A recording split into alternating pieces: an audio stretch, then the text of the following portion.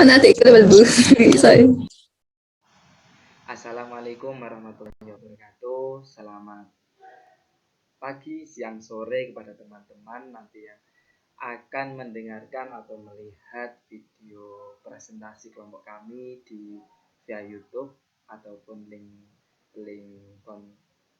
conference lainnya. Selamat di tempat, selamat semua. Nah, Alhamdulillah, puji syukur kehadirat Allah telah memberikan kami bisa memaparkan video tentang materi pembelajaran terkait tentang manajemen pendidikan Islam, khususnya di ruang lingkup madrasah mungkin insyaallah. Nah, ini kami akan bahas apa yang akan menjadi tugas kami. Sekarang sebelum saya masuk ke dalam ranah materi, perkenalkan terlebih dahulu, saya Muhammad Baharul Ulum dan teman saya Agung Wahyu Hidayat yang akan mempresentasikan terkait manajemen pendidikan Islam. Nah, di sini kami nanti akan membahas terkait ada perencanaan dan lain sebagainya. Materi pertama akan disampaikan oleh Kak Agung. Kepada Kak Agung, waktu dan tempat saya persilakan. Nah, oke. Yang pertama yaitu perencanaan. Nah, pengertian perencanaan menurut beberapa ahli beserta tujuan dan elemennya. Nah, jadi di dalam manajemen ini perencanaan merupakan sebuah proses untuk mengartikan suatu tujuan organisasi, kemudian membuat sebuah strategi untuk mencapai sebuah tujuan tertentu serta mengembangkan sebuah rencana aktivitas kerja dalam organisasi. Nah, pengertian dari perencanaan ini sendiri ialah proses yang penting dari semua manajemen, sebab tanpa sebuah perencanaan fungsi-fungsi lain, pengorganisasian dan pengontrolan tak akan dapat berjalan serta saling berpengaruhan. Nah, kemudian sebab rencana juga dapat berupa rencana formal atau informal. Nah, rencana formal sendiri merupakan rencana yang tertulis dan harus dilaksanakan oleh suatu organisasi dalam jangka waktu yang tertentu. Sedangkan informal yaitu merupakan sebuah rencana yang tertulis dan tidak merupakan suatu tujuan bersama organisasi ataupun anggota. Next. Nah, kemudian ada tujuan perencanaan menurut beberapa ahli. Nah, yaitu yang pertama yaitu Stephen Robbins dan Mary Coulter mengemukakan banyak tujuan perencanaan, yaitu yang pertama untuk memberikan pengarahan baik untuk manajer maupun karyawan non-manajerial. Kemudian yang kedua yaitu untuk mengurangi ketidakpastian. Yang ketiga yaitu untuk meminimalisir pemborosan, dan yang terakhir yaitu untuk menetapkan tujuan dan standar yang digunakan dalam fungsi selanjutnya, atau yaitu proses pengontrolan dan pengevaluasian. Kemudian lanjut. Nah, dengan sebuah rencana seorang karyawan dapat mengetahui apa yang harus dicapai, dengan siapa mereka harus bekerja sama, serta apa yang harus mereka lakukan agar tujuan organisasi dapat tercapai. Nah, tanpa sebuah rencana, individual serta departemen mungkin akan bekerja secara sendiri-sendiri sehingga kerja organisasi tidak efektif dan efisien. Nah, kemudian ada elemen perencanaan. Yang pertama yaitu sasaran. Nah, sasaran sendiri ini merupakan suatu hal yang ingin dituju atau dicapai oleh perorangan, grup ataupun semua organisasi. Nah, sasaran memandu manajemen untuk membuat sebuah keputusan dan membuat kriteria untuk mengukur suatu pekerjaan. Nah, sasaran juga sering disebut sebagai dengan tujuan. Nah, sasaran dapat dibagi menjadi dua kelompok, yaitu yang pertama ada stage goals, yang kedua yaitu sasaran real. Nah, stage goal sendiri merupakan suatu sasaran yang dinyatakan organisasi kepada seluruh masyarakat. Kemudian sasaran real yaitu merupakan sebuah sasaran yang benar-benar diinginkan perusahaan. Nah, sasaran real ini hanya dapat dilihat dari tindakan suatu organisasi beserta anggotanya. Kemudian lanjut. Nah, rencana atau plan merupakan suatu dokumen yang dipakai untuk selama sebagai tujuan yang ingin dicapai. Nah, rencana sendiri menyakup alokasi sumber daya, jadwal, serta tindakan penting lainnya. Sebuah rencana dapat dibagi berdasarkan jangka waktu, kekhususannya serta frekuensi pemakaian. Nah, rencana sendiri dapat dibagi menjadi beberapa dua macam, yaitu yang pertama ada rencana strategis dan yang kedua rencana operasional. Nah, kemudian berdasarkan jangka waktunya, sebuah rencana dapat dibedakan menjadi dua, yaitu yang pertama yaitu rencana jangka panjang, yang kedua yaitu rencana jangka pendek. Nah, mengapa manajer perlu membuat perencanaan? Nah, jadi para manajer mungkin membuat rencana untuk stabilitas atau plan for stability. Nah, rencana untuk mampu beradaptasi, plan for adaptability. Kemudian atau para manajer mungkin juga membuat rencana untuk situasi yang berbeda atau plan for contingency. Nah, proses perencanaan yang pertama itu ada menentukan tujuan, yang kedua yaitu menentukan tindakan untuk mencapai tujuan, kemudian yang ketiga untuk untuk mengembangkan dasar pemikiran kondisi mendatang, kemudian yang keempat mengidentifikasi cara untuk mencapai tujuan, dan yang terakhir yaitu mengimplementasi rencana tindakan dan mengevaluasi hasilnya. Nah, kemudian tipe perencanaan yang digunakan para manajer meliputi yang pertama yaitu ada perencanaan jangka pendek atau short range plan, kemudian perencanaan jangka panjang atau long range plans, kemudian perencanaan strategi operasional tetap, dan yang terakhir yaitu perencanaan sekali pakai. Oke, next. Nah, kemudian ada perencanaan jangka panjang dan jangka pendek. Nah, jangka pendek ini meliputi yaitu perencanaan untuk jangka waktu 1 tahun atau kurang lebih menengah, yaitu 1 sampai dengan 2 tahun. Nah, kemudian perencanaan jangka panjang yaitu jangka waktunya sekitar 5 tahun bahkan bisa lebih. Nah, kemudian ada perencanaan strategi operasional. Nah, pertama yaitu perencanaan strategi kebutuhan jangka panjang dan menentukan komprehensif yang telah diarahkan, kemudian untuk menentukan tujuan untuk organisasi, kegiatan apa yang hendak diambil, kemudian sumber-sumber apa yang diperlukan untuk mencapainya. Nah, kemudian tahap perencanaan strategi yang pertama yaitu mengidentifikasi tujuan dan sasaran, kemudian penilaian kinerja berdasarkan tujuan dan sasaran yang ditetapkan hingga sampai pada nomor 5 yaitu evaluasi hasil dan perbaikan proses perencanaan strategi. Kemudian yang ketiga yaitu manajemen strategi. Nah, jadi manajemen strategi ini merupakan proses pengarahan usaha perencanaan strategi dan menjamin strategi tersebut dilakukan dengan baik sehingga menjamin kesuksesan organisasi dalam jangka panjang. Tahap-tahapannya yaitu yang pertama yaitu ada perumusan strategi atau strategi formulation. Yang kedua yaitu pengimplementasian strategi atau strategi implementation. Kemudian yaitu strategi yang digunakan organisasi. Nah, 3 tingkatan strategi yang digunakan organisasi. Yang pertama yaitu strategi komparasi, yaitu tujuan pengalokasian sumber daya untuk perusahaan secara total. Nah, strategi ini digunakan pada tingkat korporasi. Kemudian ada strategi bisnis, yaitu di mana strategi untuk bisnis untuk suatu produk atau suatu produk lini. Nah, strategi ini digunakan pada tingkat divisi. Kemudian yang ketiga itu adalah strategi fungsional, yaitu lebih mengarah kepada bidang fungsional khususnya untuk beroperasi. Nah, strategi ini digunakan pada tingkat fungsional seperti penelitian, pengembangan sumber daya manufaktur, pemasaran, dan lain-lain. Nah, kemudian dalam perencanaan operasional, kebutuhan apa saja yang harus dilakukan untuk mengimplementasikan perencanaan strategi untuk mencapai tujuan strategi tersebut. Nah, kemudian lingkup perencanaan ini lebih sempit dibanding dengan perencanaan strategi. Kemudian yang keempat, ada perencanaan operasional. Nah, kebutuhan apa saja yang harus dilakukan untuk mengimplementasikan perencanaan strategi untuk mencapai tujuan strategi tersebut. Nah, lingkup perencanaan ini lebih sempit dibandingkan dengan perencanaan strategi tadi. Nah, kemudian perencanaan operasional yang khas, yang pertama yaitu perencanaan produksi, kemudian ada perencanaan keuangan atau financial plans, kemudian ada perencanaan fasilitas atau fasilitas plan, dan yang terakhir yaitu perencanaan pemasaran atau marketing place. Yang kelima yaitu ada perencanaan tetap atau standing plans. Nah, jadi perencanaan tetap digunakan untuk kegiatan yang terjadi berulang-ulang kali terus-menerus. Kemudian tertuang dalam kebijakan organisasional, prosedur, dan peraturan kebijaksanaan. Kemudian yang keenam yaitu ada perencanaan sekali pakai atau single use plan. Nah, jadi single use plan ini digunakan hanya sekali untuk situasi yang unik.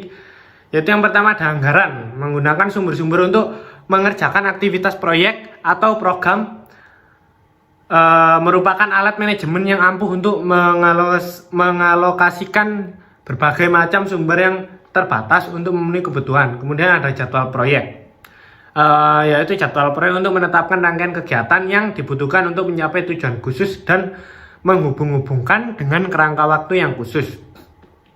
Nah, kemudian ada manfaat perencanaan. Nah, jadi fokus dan fleksibilitas. Nah, jadi fokus sendiri ini merupakan mengetahui apa yang terbaik, mengetahui apa yang dibutuhkan dan bagaimana melayani pelanggan. Kemudian fleksibilitas. Nah, fleksibilitas ini yaitu beroperasi dan punya pandangan ke depan. Kemudian lanjut kepada pendekatan perencanaan. Di sini yang pertama yaitu perencanaan inside out dan perencanaan outside in. Nah, jadi perencanaan inside out ini lebih berfokus pada yang sudah dilakukan dan mengusahakan untuk melakukan yang terbaik yang dapat dilakukan. Nah, kemudian ini meningkatkan efektivitas organisasi. Nah, kemudian perencanaan outside in yaitu dari analisa lingkungan eksternal muncul perencanaan untuk mengeksploitasi kesempatan-kesempatan dan meminimisasi permasalahan yang terjadi. Kemudian yang kedua yaitu perencanaan ini dapat dikombinasikan agar optimal. Kemudian yang kedua ada perencanaan top down dan perencanaan bottom up. Nah, jadi perencanaan dari atas ke bawah atau top down merupakan manajer di bawah manajer puncak untuk membuat perencanaan berdasarkan tujuan yang telah ditentukan atau oleh manajer puncak. Nah, jadi perencanaan dari bawah ke atas atau bottom up dikembangkan pada tingkatan yang lebih bawah tanpa adanya batasan yang secara teratur. Nah, meliputi hierarki tersebut ke tingkat manajer puncak. Nah, kemudian ada perencanaan kontingensi. Nah, perencanaan yang berfokus pada pemikiran ke depan. Nah, jadi perencanaan kontingensi ini meliputi penentuan alternatif tindakan yang dapat diimplementasikan seandainya perencanaan orisinil tidak sesuai karena adanya perubahan keadaan. Kemudian lanjut yaitu dasar-dasar perencanaan yang baik. Yang pertama ada forecasting, yang kedua ada penggunaan skenario, yang ketiga ada benchmarking, kemudian ada yang keempat yaitu partisipasi dan keterlibatan, dan yang kelima yaitu ada penggunaan staf perencanaan. Sekian dari saya. Untuk materi selanjutnya akan dilanjutkan oleh pemateri selanjutnya. Terima kasih. Nah, alhamdulillah teman-teman tadi telah menyimak apa penjelasan dari Kak Agung ya teman-teman. Nah, selanjutnya saya akan meneruskan apa yang harus kita pelajari ya teman-teman. Nah, di sini saya akan menyampaikan tentang karakteristik dari perencanaan strategi. Nah, karakteristik perencanaan strategi dari perencanaan strategi. Perencanaan strategi apa siasat yang akan kita jalankan, apa siasat yang akan kita lakukan. Nah, seperti itu teman-teman. Nah, yang pertama, dalam organisasi perencanaan strategis terjadi baik di kantor pusat maupun di unit bisnis, baik di kantor Kemenak, Kemendikbud. Nah, jika organisasi tersebut kecil dan tidak mempunyai inti bisnis, maka hanya melibatkan eksekutif senior dan staf perencanaan. Jika organisasi lebih kecil lagi, maka hanya kepala eksekutif saja atau CEO. Manajer yang paling kompeten menghabiskan waktu yang cukup lama untuk memikirkan mengenai masa depan hasil, yang mungkin merupakan pemahaman informasi mengenai arah masa depan yang akan diambil oleh entitas tersebut, atau yang berupa pernyataan formal yang berisi rencana spesifik mengenai bagaimana untuk sampai pada suatu arah. Nah, karakteristik dari perencanaan strategis adalah proses proses memutuskan program-program yang akan dilaksanakan oleh organisasi dan perkiraan jumlah sumber daya yang akan dialokasikan ke setiap program selama beberapa tahun ke depan. Nah, seperti itu teman-teman.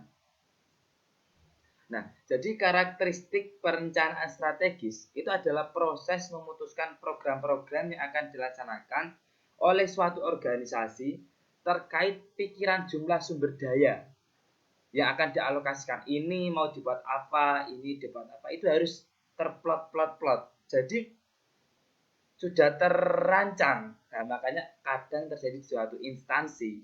Nah, sekarang kita alihkan ke suatu instansi, di mana instansi itu manajemen pendidikan. Nah, contoh madrasah, suatu pemimpin sebelum masuk kepada tahun ajaran baru, pasti pada akhir tahun ajaran sekarang atau hampir akhir ajaran sekarang itu sudah merancang bagaimana kurikulum yang akan diterapkan nanti, sesuaikah dengan zaman sekarang, sesuaikan dengan kurikulum dari pusat. Lalu nanti kegiatannya apa saja, mulai dari kalender akademik dan sebagainya, itu perlu direncanakan. Nah, seperti itu. Nah, definisi perencanaan strategi. Perencanaan strategi planning adalah sebuah alat manajemen yang digunakan untuk mengelola kondisi saat ini, untuk melakukan proyeksi kondisi pada masa depan. Sehingga rencana strategis adalah sebuah petunjuk yang dapat digunakan organisasi dan kondisi saat ini untuk mereka belajar menuju 5-10 tahun ke depan. Jadi tidak hanya merencanakan 1 tahun ke depan saja. Nah, ini kalau memang dalam ranah kepemimpinan yang berkelanjutan. Mungkin dari satu jabatan lain itu berbeda. Jadi contoh kepemimpinan kepala sekolah di suatu instansi maksimal 5 tahun. Jadi beliau akan memikirkan 5 tahun ke depan. Tidak hanya 1 tahun ke depannya saja, tapi 5 tahun ke depan akan dipikirkan. Nah, seperti itu. Menurut Robert and Anthony, manajemen perencanaan strategis adalah proses memutuskan program-program yang akan dilaksanakan oleh organisasi dan perkiraan jumlah sumber daya yang akan dialokasikan ke setiap program selama beberapa tahun ke depan. Nah, seperti itu kurang. Dapat ditarik benang merah bahwa rencana strategis adalah rencana spesifik mengenai bagaimana untuk mencapai ke arah masa depan yang akan diambil oleh entitas, oleh suatu pemimpin, oleh suatu lembaga. Nah, sedangkan perencanaan strategis adalah proses memutuskan program-program yang akan dilaksanakan oleh organisasi dan perkiraan jumlah sumber daya yang akan dialokasikan ke setiap program, baik program jangka panjang selama beberapa tahun ke depan. Hasil dari proses perencanaan strategi berupa dokumen yang dinamakan strategi plan yang berisi informasi tentang program-program beberapa tahun yang akan datang. Itu harus ada dokumen terkait strategi. Kalau agar cara gimana mengingatkan kepada tim anggota, itu terkadang suatu instansi, suatu lembaga membuat seperti kalender akademik. Di situ dituliskan bagaimana kalian di hari ini kita kegiatan apa, di minggu depan kegiatan apa. Nah, di situ tidak hanya di dokumen saja, tapi kita membuat seperti banner yang dimana itu semua bisa melihat. Nah itu bisa dibuat coba. Oke. Untuk mencapai sebuah strategi yang telah ditetapkan oleh organisasi dalam rangka mempunyai keunggulan kompetitif, maka para pemimpin perusahaan, manajer operasi, atau ini kalau di dalam perusahaan ya. Tapi kalau di dalam ruang sekolah seperti waka kurikulum, kepala sekolah, wakil kepala sekolah dalam menaungi bidang-bidang kemahasiswaan dan lain sebagainya. Nah, di situ harus mulai proses perencanaan strategis atau planning ke depan. Kemampuan manufaktur tersebut harus dipergunakan secara tepat sehingga dapat menjadi sebuah senjata yang unggul dalam sebuah perencanaan strategi. Perencanaan strategis secara eksplisit berhubungan dengan manajemen perubahan. Hal ini telah menjadi hasil penelitian beberapa ahli. Jadi, berhubungan dengan manajemen perubahan. Ketika kita sudah mengetahui penggunaan kurikulum saat ini kok kurang baik, hal kita akan membuat atau akan mencetuskan pemikiran baru bagaimana kurikulum yang tepat atau bagaimana pengembangan kurikulum tersebut agar bisa berjalan dengan maksimal. Nah, ini dalam ruang lingkup manajemen pendidikan. Hubungan dengan formulasi strategi, ditarik perbedaan antara dua proses manajemen, yaitu formulasi strategi dan perencanaan strategis. Perbedaan dari kedua proses manajemen yaitu bahwa formulasi strategi merupakan proses untuk memutuskan strategi baru, sementara perencanaan strategi merupakan proses untuk memutuskan bagaimana mengimplementasikan strategi tersebut.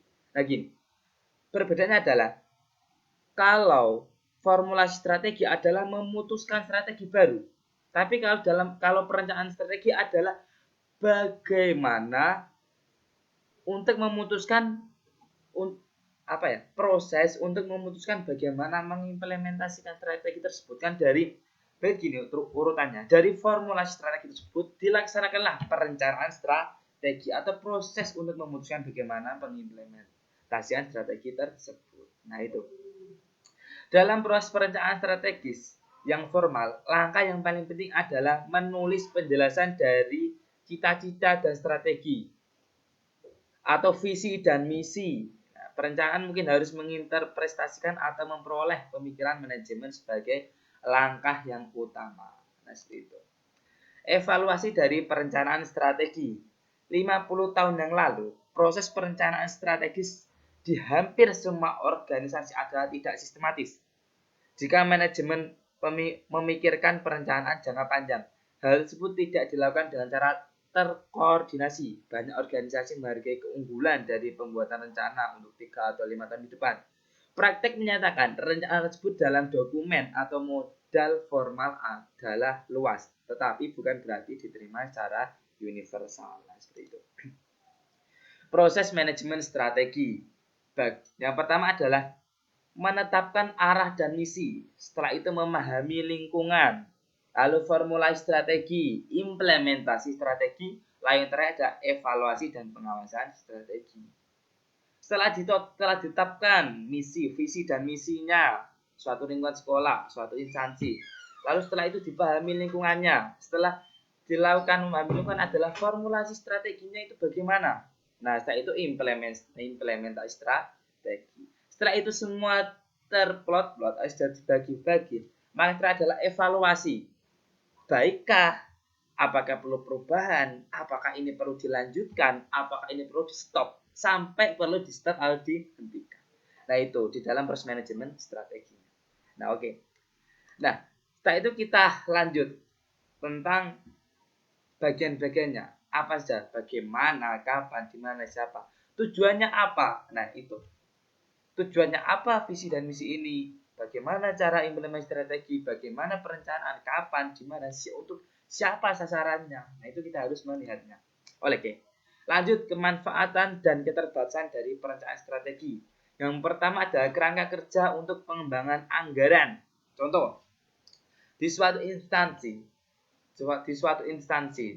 Nah, pertama mereka menganggarkan bagaimana kegiatan-kegiatan 1 tahun ke depan atau kalender akademik. Nah, di dalam kalender akademik itu terdapat hari-hari atau agenda-agenda besar yang memang di situ membutuhkan anggaran-anggaran yang tinggi. Nah, di sini makanya perlu dilakukan adalah kerangka kerja untuk pengembangan anggaran. Mungkin saat ini event tersebut belum bisa tercapai. Mungkin tahun ke depan bisa tercapai, tahun depan. Jadi setiap tahun berlalu, tahun itu harus lebih baik dari tahun kemarin. Nah, seperti itu katanya. Nah, itu terkait manfaat dan yang pertama ada kerangka kerja untuk pengembangan anggaran. Oke. Yang kedua adalah alat pengembangan manajemen. Perencanaan strategi formal adalah alat pendidikan dan pelatihan manajemen yang unggul dalam melengkapi para manajer dengan suatu pemikiran mengenai strategi dan mengimplementasikannya. Tidak berlebihan jika dikatakan bahwa perencanaan strategis formal proses itu sendiri adalah jauh lebih penting dibandingkan dengan output dari proses tersebut. Yang ketiga adalah mekanisme untuk memaksa manajemen agar memikirkan jangka panjang. Jadi tidak hanya 1 atau 2 tahun di depan, tapi lebih ke arah bagaimana ini itu bisa berjalan. Project ini atau atau rancangan ini itu bisa berjalan tidak hanya 1 tahun 2 tahun, tapi berkelanjutan. Nah, dari situlah maka akan bisa diketahui di tahun pertama mungkin belum bisa maksimal, tahun kedua mulai akan berkembang untuk maksimal, tahun ketiga, keempat dan lain sebagainya. Jadinya makanya perlu adanya evaluasi. Nah, oke. Lalu yang keempat adalah alat untuk mensejahterakan manajer dengan strategi corporate. Nah, debat, diskusi, dan negosiasi yang terjadi selama proses perencanaan mengklarifikasi strategi corporate, menyatukan dan mensejajarkan manajer dengan strategi semacam itu, dan mengungkapkan implikasi dari strategi corporate bagi manajer individu. Nah, itu ya. Oke. Yang kelima adalah keterbatasan. Nah, selalu ada bahaya bahwa perencanaan berakhir menjadi pengisi formulir latihan birokrasi tanpa pemikiran strategis. Organisasi mungkin menciptakan departemen perencanaan strategis kepada para staf dan departemen tersebut, sehingga demikian mengabaikan input dan manajemen lini maupun manfaat pendidikan dari proses tersebut. Nah, itu. Oke, lanjut. Rencana strategi formal yang diinginkan dalam organisasi memiliki karakteristik seperti berikut. Manajemen puncak, yakni bahwa perencanaan strategis adalah penting. Jika tidak ada perencanaan strategis, kemungkinan besar akan menjadi latihan para staf yang hanya memiliki sedikit dampak pada pengendalian keputusan yang aktual tersebut. Lalu organisasi tersebut relatif lebih besar dan rumit dalam organisasi kecil. Yang sederhana, pemahaman informal mengenai arah masa depan organisasi adalah mencukupi untuk mengambil keputusan mengenai alokasi sumber daya yang merupakan tujuan utama dari pembuatan suatu rencana strategis. Lalu ketika ada ketidakpastian yang cukup besar mengenai masa depan, tetapi organisasi memiliki fleksibilitas untuk menyesuaikan dengan situasi yang berubah. Nah, itu. Lalu, meskipun perencanaan strategis mempunyai banyak manfaat, namun juga memiliki beberapa keterbatasan. Jadi tidak hanya langsung semuanya itu manfaat, tapi mempunyai keterbatasan. Yang pertama, selalu ada bahaya bahwa perencanaan berakhir menjadi pengisian formulir, latihan birokrasi tanpa pemikiran strategis. Lalu, bahwa organisasi mungkin menciptakan departemen perencanaan strategis yang besar. Perencanaan strategis adalah proses memakan waktu dan mahal. Seperti itu. Struktur dan isi program. Nah, hampir di semua organisasi industrial program adalah produk atau keluarga produk ditambah riset dan pengembangan aktivitas umum dan administrasi. Gitu. Oke. Hubungan organisasional. Proses perencanaan strategis melibatkan manajemen senior dan manajemen dari unit bisnis atau pusat tanggung jawab lainnya, dibantu oleh staf mereka. Tujuan utamanya adalah untuk memperbaiki komunikasi antara eksekutif korporat dengan eksekutif unit bisnis dengan cara menyediakan rangkaian aktivitas terjadwal, melalui mana mereka dapat mencapai sekelompok tujuan dan rencana yang disetujui bersama. Nah, manajer dari departemen-departemen individual biasanya tidak berpartisipasi dalam proses perencanaan. Nah, di sini adanya terkadang ketika sebelum rapat kerja atau perencanaan, terutama di sini perencanaan pembelajaran, mungkin dari setiap divisi atau setiap staf itu mereka merancang kegiatan yang akan dilakukan dalam setahun ke depan minimal. Tetapi tidak menutup kemungkinan 1 tahun, 2 tahun, 3 tahun, 5 tahun ke depan itu sudah terpikirkan. Nah, seperti itu. Berarti sudah terjadwal secara bagus. Nah, oke. Gaya manajemen. Perencanaan strategis adalah suatu proses manajemen dan cara dengan mana proses tersebut dilakukan di suatu perusahaan yang bergantung pada gaya dari CEO. Nah, oke. Kita beralih dari di sini perusahaan. Kita beralih ke madrasah atau sekolah-sekolah. Bagaimana gaya manajemennya? Nah, ada yang terpusat kepada seorang pimpinan atau kepala sekolah, kepala madrasah. Ada yang mungkin di situ dikendalikan bersama, tetapi tidak mengecilkan atau mempersempit ruang kepala sekolah atau kepala pimpinan. Seperti itu. Kepala pimpinan adalah menghandle, tapi kepala pimpinan memberikan sebebas-bebasnya bagaimana perencanaan ke depan istana tersebut agar maju lebih cepat. Nah, itu termasuk gaya manajemen. Nah, itu perlu diperhatikan. Oke. Lanjut ke menganalisis program-program baru yang diusulkan. Nah, mungkin program-program baru ini akan timbul ketika kita telah melalui program-program yang telah kita laksanakan. Nah, seperti itu. Nah, mulai dari ide-ide untuk program baru berasal dari manapun, baik semua divisi, baik. Nah, itu semua perlu di. Oke. Analisis investasi modal. Nah, ini mungkin bisa diterapkan dalam perusahaan. Teknik-teknik untuk malas ini kita lanjut saja. Yang kita ambil adalah untuk pengaruh pendidikan.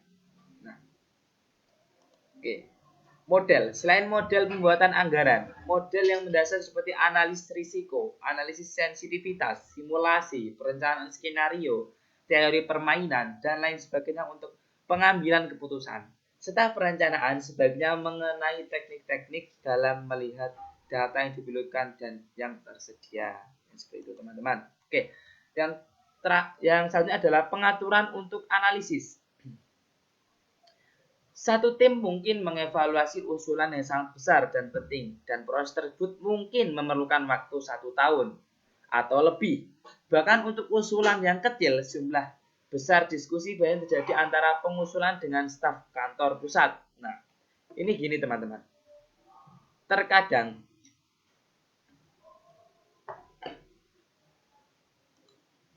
di suatu sistem atau pembaruan itu tidak boleh dilihat dari 1 tahun masa jabatan.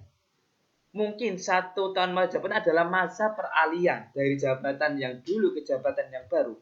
Mungkin karyawan, staf, guru dan sebagainya sudah nyaman dengan konsepan yang awal, konsepan kepala sekolah yang awal. Ketika mereka dialihkan ke kepala yang baru, mereka akan kok gini.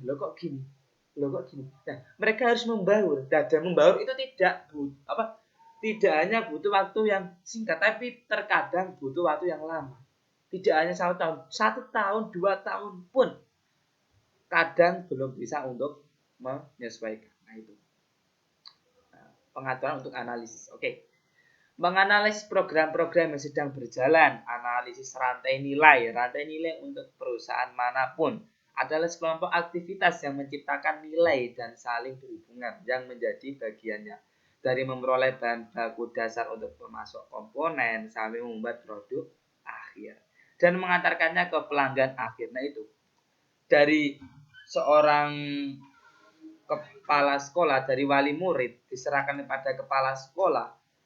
Lalu kepala sekolah menyerahkan kepada staf menyerahkan kepada guru kelas.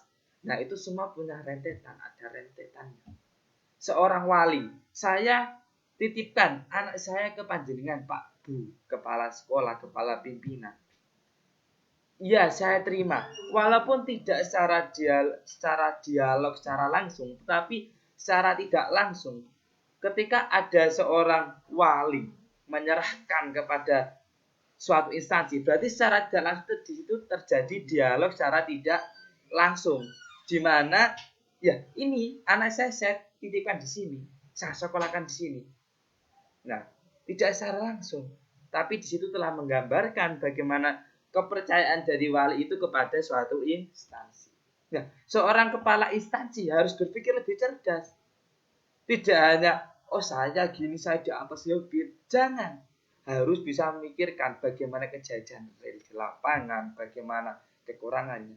Harus saling harus saling harus saling berkesinambungan. Tidak hanya diserahkan ke wali guru, ke wali kelas semua, lalu wali kelas yang tahu. Jangan. Tapi fasilitasi mereka. Fasilitas. Berikanlah fasilitas kepada guru-guru, kepada wali kelas terutamanya. Mereka menjadi pengganti bapak ibu mereka. Contoh, memberikan ruang kepada wali kelas, ruang wali kelas. Apa saja keluhan mereka, lalu apa saja yang perlu diterapkan dan lain sebagainya. Itu perlu diberikan kepada seorang pemimpin terutama. Jangan hanya mentang-mentang di atas selalu nanti jangan. Tapi pikirkan apa yang terjadi di bawah sana. Apa yang terjadi di dalam kelas? Apa masalahnya? Bagaimana cara penyelesaian? Itu kepala sekolah harus mampu mengatur hal seperti itu. Oke. Mungkin lanjut ke dalam proses perencanaan strategis. Yang pertama adalah meninjau dan mempengaruhi rencana strategis. Nah, memutuskan asumsi dan pedoman. Iterasi pertama dan rencana strategis menggunakan asumsi, tujuan, dan pedoman unit, bisnis, dan sebagainya. Analisis.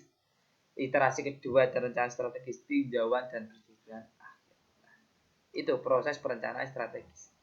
Jadi, perencanaan strategis itu ada yang jangka panjang dan ada yang jangka pendek. Harus dilihat. Nah itu harus bisa, teman-teman harus mampu membedakan. Apalagi nanti teman-teman syukur-syukur tidak hanya di ruang lingkup guru kelas, tapi syukur-syukur bisa menjadi seorang pemimpin suatu instansi. Nah ini bisa diterapkan pada teman-teman. Jangan hanya memangku jabatan yang tinggi, tetapi teman-teman tidak mau mendengarkan aspirasi yang dibawa. Nah itu. Bersikaplah fleksibilitas, jangan mementingkan kedudukan di atas semua lini. Jadi usahalah untuk membaur. Jangan mentang-mentang contoh. Saya jadi seorang kepala sekolah, ya wes saya di kelas di ruangan saya saja. Di ruangan saya saja, hanya di depan laptop dan sebagainya. Jangan. Usahalah untuk turun ke lapangan, mengontrol wali kelas, mengontrol staf, bagaimana kinerjanya. Jangan tanggung-tanggung untuk mengambil keputusan. Seandainya ada staf yang lalai dan selangsung ditindak. Kalau tidak dipecat, ganti yang baru, ganti yang komponen yang bagus. Itu kalau ingin menjadikan suatu instansi lebih maju ke depan. Nah, seperti itu. Oke. Nah, itu teman-teman dari saya dan Kak Agung tadi yang telah menjelaskan panjang lebar. Mungkin saya banyak kesalahan dalam memberikan penjelasan kali ini. Mungkin banyak kata-kata yang mungkin berbelit-belit dari saya pribadi, itu memang kesalahan saya. Jika disitu dirasa benar, itu murni dari Allah SWT. Cukup sekian dari saya, dari kelompok kami, saya dan Kak Agung, saya mewakili Kak Agung dan kelompok. Mohon maaf yang sebesar-besarnya jika ada tutur kata yang kurang berhati-hati, mohon diikhlaskan. Akhirul kalam, wassalamualaikum warahmatullahi wabarakatuh. Jangan lupa like, comment, dan subscribe. Terima kasih.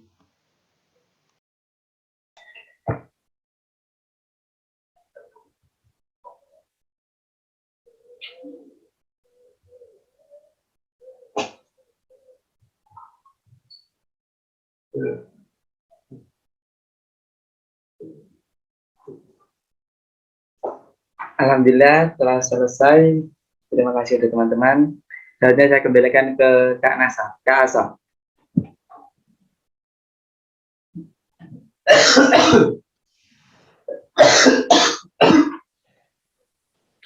Ya, sekali lagi saya ucapkan terima kasih buat teman-teman yang sudah menyempatkan join. Ini sekarang sudah bisa meninggalkan room Zoom. Terima kasih, Ge. Terima kasih semuanya. Terima kasih. Terima kasih semuanya. Sama-sama. Terima kasih kakak-kakak. Sangat menghibur.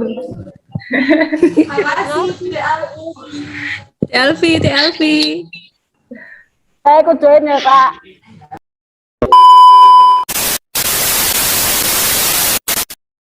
Lagi uas nih. Beri semangat dong. Semangat ya, semangat.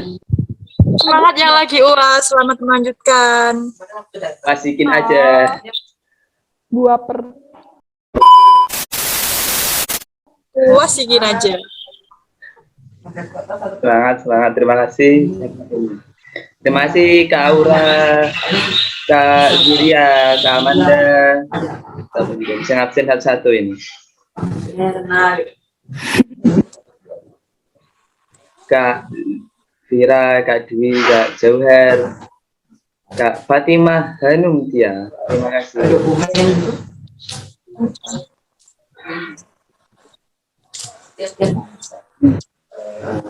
Nanti ikut level bu. Sorry.